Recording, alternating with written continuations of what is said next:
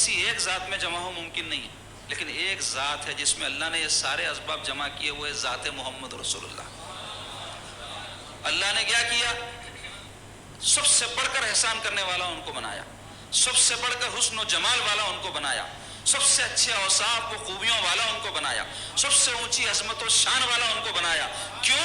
اللہ چاہتا یہ تھا کہ ساری دنیا میرے محبوب کو چاہے۔ اور جیسے میں نے کہا کہ آدمی جب کسی سے محبت کرتا ہے تو اس کی ایک علامت یہ ہے کہ وہ چاہتا ہے کہ اس کے محبوب کو سب چاہیں۔ جیسے ہم اپنے بچوں سے محبت کرتے ہیں تو ہم چاہتے ہیں کہ ہمارے بچوں سے سب محبت کریں، ہم اپنے ماں باپ سے محبت کرتے ہیں تو اگر کوئی آپ کے ماں باپ کو برا بھلا کہہ دے تو آپ برداشت نہیں کر سکتے، آپ چاہتے ہیں کہ لوگ آپ کے ماں باپ کی عزت کریں، ان کو چاہیں۔ کیوں؟ آپ کے ماں باپ آپ کے محبوب ہیں، آپ کا بچہ آپ کا محبوب ہے، یا ایسے ہی کوئی اور چیز آپ کی محبوب ہو تو آپ چاہتے ہیں کہ اس چیز کو دوسرے بھی چاہیں۔ ایسے ہی حضور اللہ کے محبوب ہے تو اللہ چاہتا ہے کہ سب حضور کو چاہیں۔ اس لیے اللہ تعالیٰ نے کیا کیا کہ اپنے محبوب میں تمام خوبیاں جمع کر دی، تمام حسن جمع کر دیا، تمام کمالات جمع کر دیے، تمام عظمت و شان کو ان کے قدموں میں ڈال دیا۔ ایسی شان کے ہمارے آقا علیہ الصلوۃ والسلام ہے، اس لیے اللہ تعالیٰ نے کیا کیا کہ آقا علیہ الصلوۃ والسلام کی محبت کو ہر ایک پر واجب کر دیا۔ حضور کی محبت کیا ہے؟ واجب ہے۔ اب چونکہ ہم تو مسلمان ہیں اس لیے ہم اس کو مانتے ہیں، اب جو نہیں مانتا، حضور کو نہیں مانتا، اس واسطے اللہ تعالیٰ اس کو اپنے امن پہنچانے والے بندے جس کو اللہ امن پہنچائے گا ان سے خارج کر دیا، اللہ سلامتی کے دائرے سے ان کو نکال دیا۔ کیوں؟ اس لیے کہ وہ اللہ کے محبوب کو نہیں مان رہے ہیں۔ تو عزیزان گرامی، قرآن مجید میں اللہ تبارک و تعالیٰ ایک مقام پر ارشاد فرما رہے ہیں، قُلْ إِنْ كَانَ آبَاؤُكُمْ وَأَبْنَاؤُكُمْ وَإِخْوَانُكُمْ وَأَزْوَاجُكُمْ وَعَشِيرَتُكُمْ وَأَمْوَالٌ اقْتَرَفْتُمُوهَا وَتِجَارَةٌ تَخْشَوْنَ كَسَادَهَا وَمَسَاكِنُ تَرْضَوْنَهَا أَحَبَّ إِلَيْكُم مِّنَ اللَّهِ وَرَسُولِهِ وَجِهَادٍ فِي سَبِيلِهِ فَتَرَبَّصُوا حَتَّىٰ يَأْتِيَ اللَّهُ بِأَمْرِهِ وَاللَّهُ لَا يَهْدِي الْقَوْمَ الْفَاسِقِينَ۔ اس آیت پاک کا ترجمہ ہے، قل فرما دیجئے، ان کانا آباؤکم، اگر تمہارے باپ، وہ ابناؤکم تمہارے بیٹے، وہ اخوانکم تمہارے بھائی، وہ ازواجکم تمہاری بیویاں، وہ عشیرتکم تمہارے رشتہ دار، وہ اموال اقترفتموها اور وہ مال جو تم کماتے ہو، وہ تجارتن تخشون کسادہا وہ تجارت جس کے نقصان کا تمہیں خوف لگا رہتا ہے، وہ مساکن ترضونہا وہ تمہارے گھر جس کو تم پسند کرتے ہو، احب الیکم اگر محبوب ہے تمہارے نزدیک، من اللہ ورسولہ اللہ سے اور اس کے رسول سے، وہ جہاد فی سبیلی اور اس کی راہ میں جہاد کرنے سے، فتربصوا تو بس انتظار کرو، کس بات کا؟ حتی یأتی اللہ بامرہ کہ اللہ تم پر عذاب لے کر آئے، اللہ کا حکم آ جائے عذاب کا تم پر۔ واللہ لا یہدی القوم الفاسقین اللہ تعالیٰ قوم فاسقین کو ہدایت نہیں دیتا، یعنی جو اللہ رسول کو نہیں چاہ کر صرف ان چیزوں کو چاہتے ہیں ان کو ہدایت نہیں دیتا۔ تو اس میں 8 چیزیں بیان ہوئی، اگر میں تفصیل کے ساتھ ہر ایک کے بارے میں بیان کروں تو وقت زیادہ ہو جائے گا، تو مختصر یہی کہوں گا کہ وہ 8 چیزیں کیا ہے جن کی محبت کو ترجیح دینا اللہ نے جائز نہیں قرار دیا ہے، اللہ اس کے رسول کی محبت اور جہاد پر۔ اس میں پہلے ہے باپ، دوسرے ہے بیٹے، تیسرے ہے بھائی، چوتھے ہی بیویاں، پانچویں ہے رشتہ دار، چھٹے ہے مال، ساتویں ہے تجارت، آٹھویں گھر۔ اسی میں انسان کی زندگی ہے، انسان کی زندگی اسی کی طرف کھیلتے رہتی پھرتے رہتی۔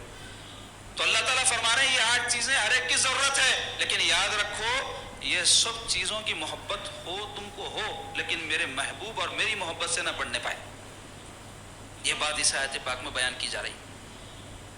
اس کے علاوہ آپ اندازہ لگائیں حضور پاک صلی اللہ علیہ وسلم کی ذات گرامی وہ ہے کہ اگر حضور یا اللہ تعالیٰ ہم سے نہ بھی کہیں کہ تم میرے محبوب کو چاہو، یا حضور نہ کہیں کہ تم مجھے چاہو، تب بھی حضور کی محبت ہم پر واجب ہے، کیونکہ حضور کے جو احسانات ہیں، حضور کے جو کمالات ہیں، حضور کی جو خوبیاں ہیں، حضور پاک صلی اللہ علیہ وسلم کی ذات گرامی کا جو فیضان ہے وہ اس بات کا متقاضی ہے کہ ان کو چاہا جائے۔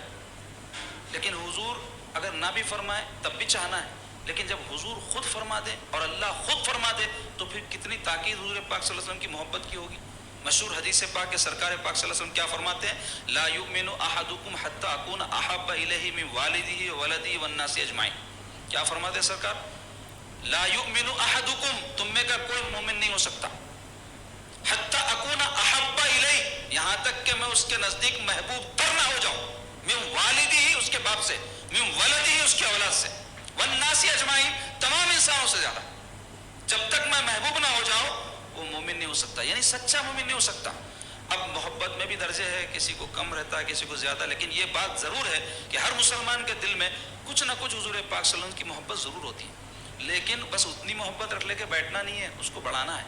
اب دیکھو میں آپ کو تعریفات محبت بیان کیا، اس کو ذہن میں رکھتے ہوئے صحابہ کرام کا انداز دیکھو، کیسی ان کی محبت تھی، کیسی جانثاری تھی، کیسی فداکاری تھی. آپ اندازہ لگاؤ، واقعات بیان کرتا بیٹھوں تو ساری عمر کافی نہ ہو. حضور پاک صلی اللہ علیہ وسلم کے صحابہ میں مشہور جو صحابہ ہیں ان کی محبتوں کے جو واقعات ہیں، حضرت ابوبکر صدیق رضی اللہ عنہ، کیسی سرکار پاک صلی اللہ علیہ وسلم سے محبت ہے. آدمی جب کسی سے محبت کرتا ہے تو محبوب کے بغیر رہ نہیں سکتا، بے چین ہو جاتا ہے اور یہ چاہتا ہے کہ محبوب کو ذری سی تکلیف نہ پہنچے. حضرت ابوبکر صدیق رضی اللہ عنہ ایک مرتبہ سرکار کے ساتھ حرم مکہ میں تھے، کافر حضور پاک صلی اللہ علیہ وسلم سے گستاخیاں کرنے لگے. حضرت ابوبکر صدیق بیچ بچاؤ کے لیے بیچ میں آئے تو حضرت ابوبکر صدیق کو ان لوگوں نے بہت زوردار مار پیٹ کر دی.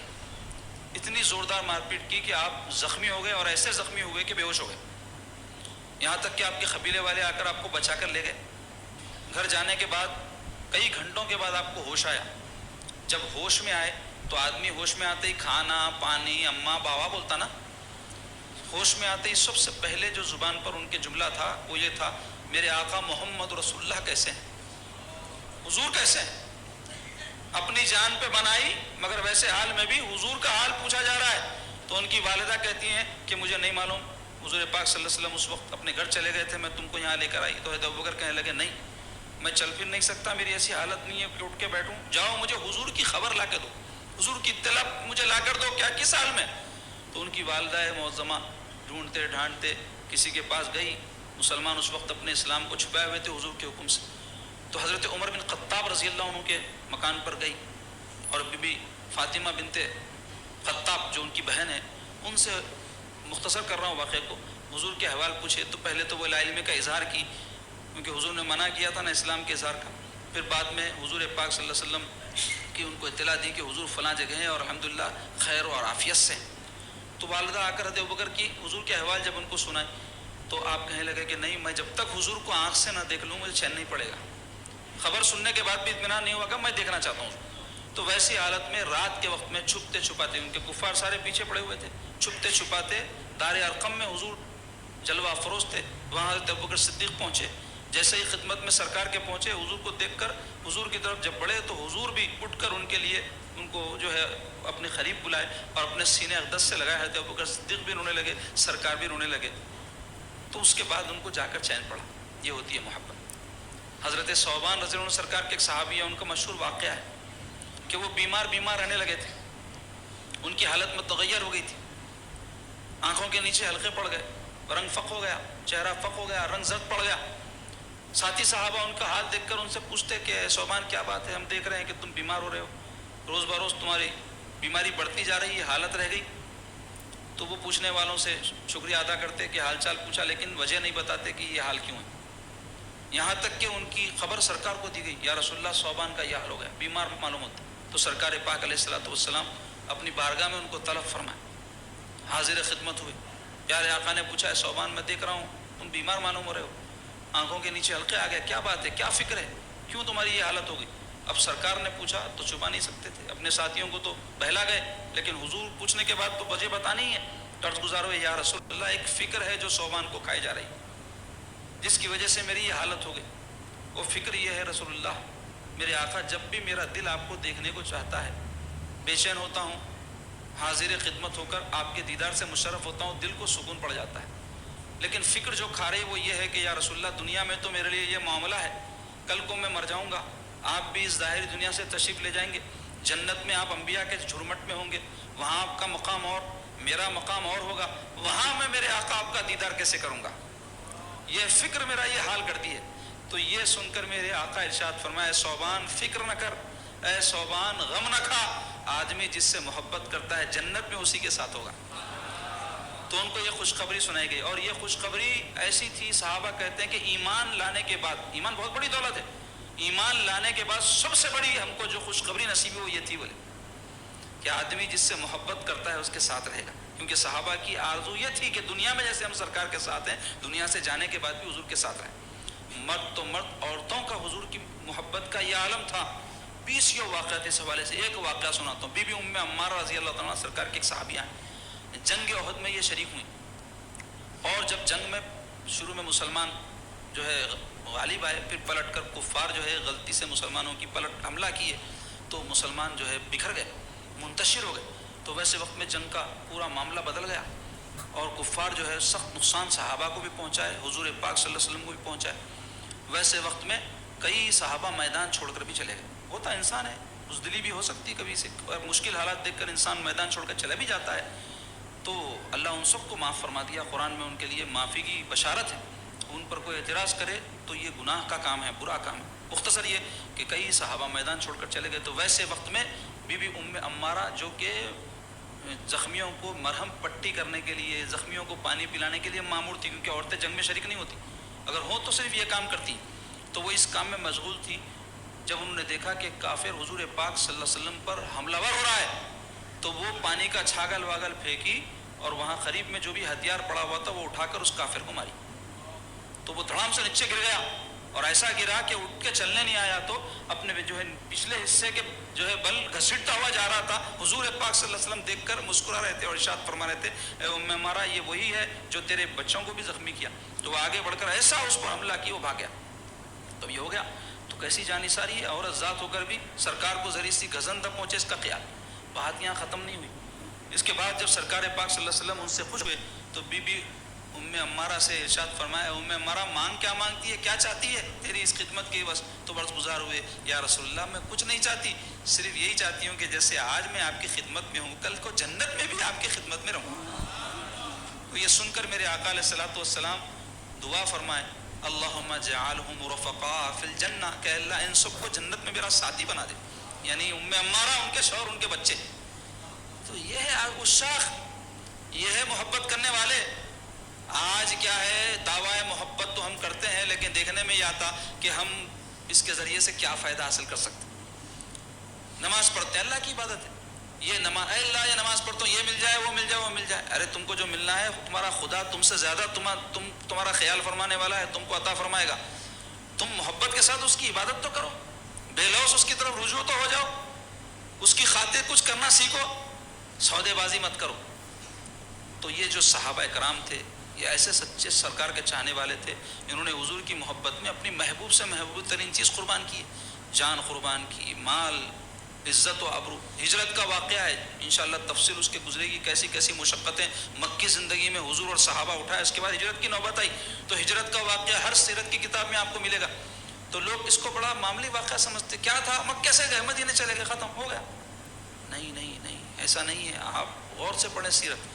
مکے سے جو گئے تھے، کیسے کیسے تھے، پہلے تو عظمت والے لوگ، وہاں ان کی جو ہے بڑے بڑے رتبے تھے، جائیدادیں تھیں، کاروبار تھے، بیوی بچے تھے، ان کی بڑی شان تھی۔ کئی صحابہ کی مکے میں، ان میں خود حضرت ابوبکر صدیق رضی اللہ عنہ بڑے ذی اثر، ذی رتبہ شخصیت تھے مکے میں۔ لوگ اپنے مقدموں کے فیصلے کرانے آپ کے پاس آتے تھے، نسب کے بڑے ماہر لوگ اپنے خاندان نسب پوچھنے آتے تھے۔ جب آپ سرکار کے ساتھ ہجرت کیے تو سب چھوڑ کے جانا پڑا، اپنا منصب چھوڑے، اپنے بیوی بچے چھوڑے، اپنے گھر بار چھوڑے، اپنی جو محبوب چیز تھی سب قربان کیا سرکار۔ تو آج دعویٰ محبت ہم کو بھی ہے، لیکن آپ غور کریں کیا قربانی دے رہے ہیں ہم سرکار پاک صلی اللہ علیہ وسلم کے لیے۔ اپنی عزتوں کی قربانی دے رہے ہیں، اپنے وقت کی قربانی دے رہے ہیں، اپنے آرام و چین کی قربانی دے رہے ہیں، کچھ نہیں۔ ان کا کرم ہے کہ انہوں نے اپنا بنا لیا ہے۔ کیوں؟ اس واسطے کہ ہم یہ جو اسلام بھی جو ہے ہم کو نصیب ہوا ہے، کوئی اپنی محنتوں سے نصیب نہیں ہوا، ویسے میں مل گیا۔ باپ دادا مسلمان، ہم بھی مسلمان، اوپر 2 4 5 نسل مسلمان، ہم بھی مسلمان۔ کیا ہم اسلام کی خوبیوں کو دیکھ کر، اسلام کی عظمت کو دیکھ کر مسلمان ہوئے؟ چلو جو بھی ہے، اسلام تو مل گیا، اب ضرورت اس بات کی ہے کہ صحیح اسلام کے مطابق زندگی گزاریں، صحیح زندگی اسلام کے مطابق گزاریں، سچی محبت حضور کی اپنے دلوں میں پیدا کریں۔